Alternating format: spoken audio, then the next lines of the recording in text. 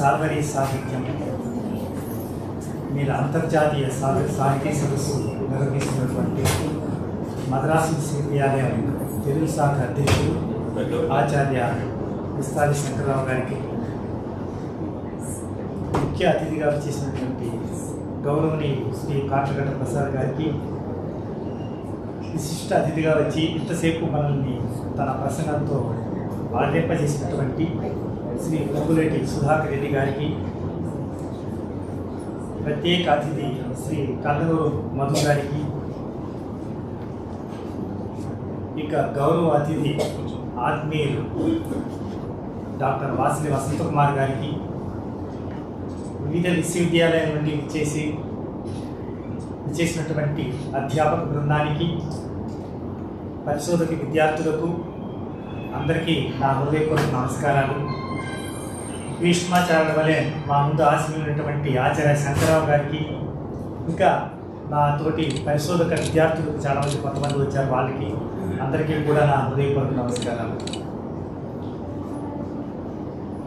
ఒక సర్వోన్నతమైనటువంటి ఒక గొప్ప వ్యక్తి రచనల్ని మనం ఇప్పుడు అధ్యయనం చేయబోతున్నాం ఈ 3 రోజుల సదస్సులో. ఇక కర్మయోగిగా చెప్పచ్చు, జ్ఞానయోగి అంటున్నారు, కర్మయోగి అంటున్నాం. అటువంటి సార్వరి శతాధిక గ్రంథాలు, అంటే దాదాపు లక్షల పుటలు రాసి ఉంటారు ఆయన. అన్నీ కూడా చేతితో రాసి ఉంటారు. ఆ అక్షరాలు కూడా మీరు చూసింటారు, ఎంత చక్కగా ఉన్నాయో, ఎక్కడ కొట్టివేతలు కూడా లేవు. అంత అద్భుతమైనటువంటి ఆయన ఒక కర్మయోగిలాగా రాసుకుంటూ వెళ్ళడమే ఆయన ధ్యేయం.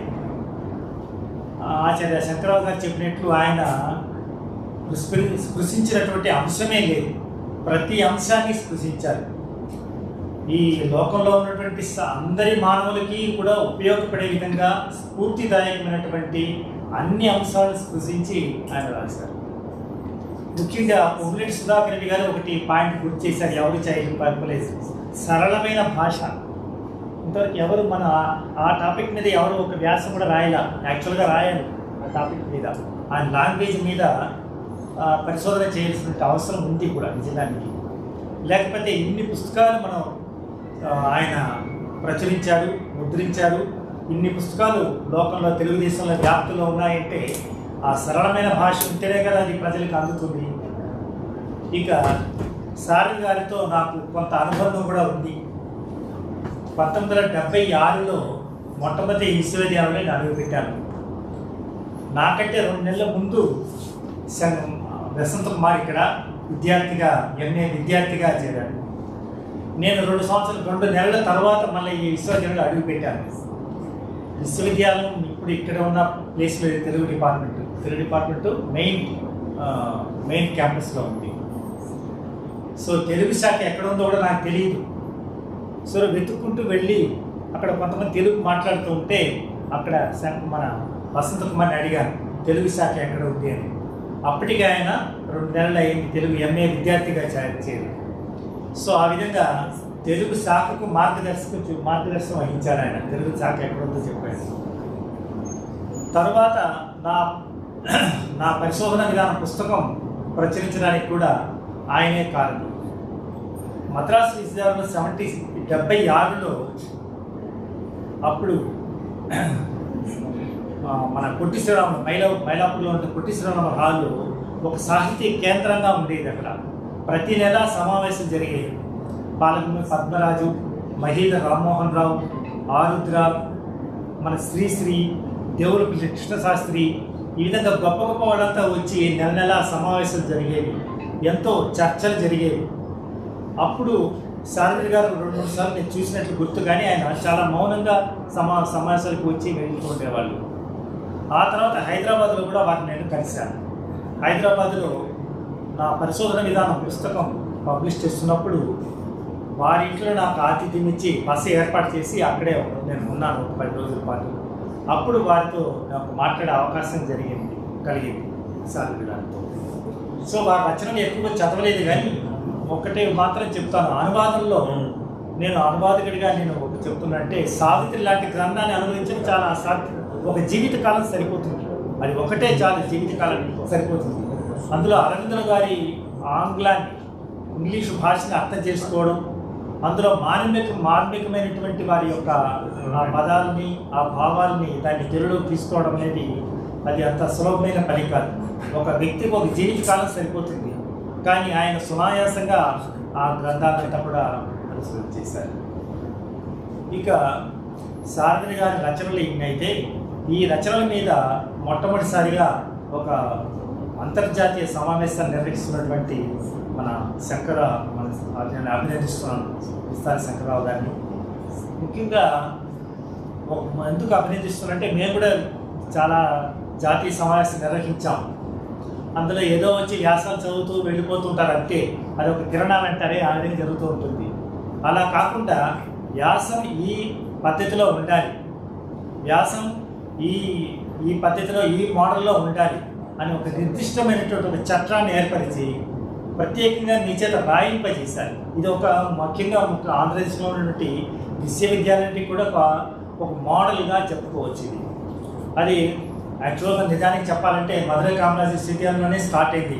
ఆచార్య వెంకటరమణ గారికి ప్రారంభం చేశారు. అది మన విస్తారి శంకరరావు గారు కూడా అందుకున్నారు. సో ఈ విధంగా వ్యాస రచనకు ఎలా ఉండాలి ఒక మార్గనిర్దేశం చేసి ఆ పద్ధతిలోనే వ్యాసాలనే ఉండాలి అని చెప్పి ఆ వ్యాసాలను తీసుకొచ్చినటువంటి ఆచార్య శంకరరావు గారిని హృదయపూర్వకంగా అభినందిస్తున్నాను. ఇది నిజానికి మన ఆంధ్రాలో ఉన్నటువంటి విశ్వవిద్యాలయాల కన్నా ముఖ్యంగా తమిళనాడులో ఉన్న విశ్వవిద్యాలయాలే ఎక్కువగా కృషి చేస్తున్నాయి తెలుగు సాహిత్యానికి చెప్పచ్చు. ముఖ్యంగా తెలుగు మీద ఎక్కువగా ఒక కన్సర్న్ అంటారు కదా, తెలుగు సాహిత్యం మీద దాన్ని అభివృద్ధి పరచాలి, దాన్ని కాపాడుకోవాలి అనే ఒక కాంక్ష మన తెలుగువారి కన్నా పరాయి రాష్ట్రంలో ఉన్నటువంటి తెలుగువారికి ఎక్కువగా అధికంగా ఉంది. ముఖ్యంగా నా పుస్తకానికి ముందు మాట రాసినటువంటి పోతురాజు రాధాకృష్ణ ఇదే మాట చెప్పారు. పరిశోధన విధానంలో వచ్చిన పుస్తకాలు అంతకుముందు ఏదీ లేదు, ఇప్పటికీ కూడా అన్నీ కూడా మన మధురై అంటారు తమిళనాడు నుంచి వచ్చినటువంటి లేకపోతే కర్ణాటక నుంచి వచ్చిన పుస్తకాలే, కానీ ఇప్పటికీ కూడా పరిశోధన విధానం మీద పుస్తకం ఆంధ్రప్రదేశ్లో ఎవరు రాయలా.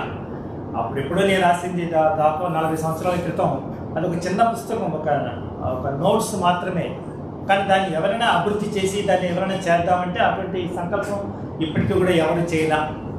పోనీ దాన్ని పాటిస్తున్నారంటే అది కూడా లేదు, అది కూడా చెప్పుకోవడం సిగ్గు చేయదు.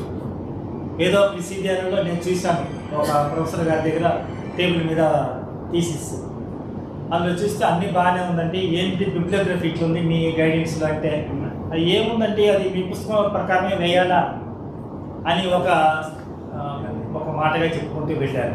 అది నా పుస్తకం కాదండి, అది అందరూ ప్రపంచవ్యాప్తంగా అందరూ అంగీకరించినటువంటి ఈ విధంగా ఉండాలి అని ఒక సంకల్పం చేసినటువంటి పుస్తకం అది పేరుకి నాదే కానీ అందులో విషయాలు నాది కాదు అని చెప్పాల్సి వచ్చింది. అయినా కూడా అటువంటి నిబద్ధత లేనటువంటి ఆచార్యులు తయారయ్యారు ఈ రోజుల్లో.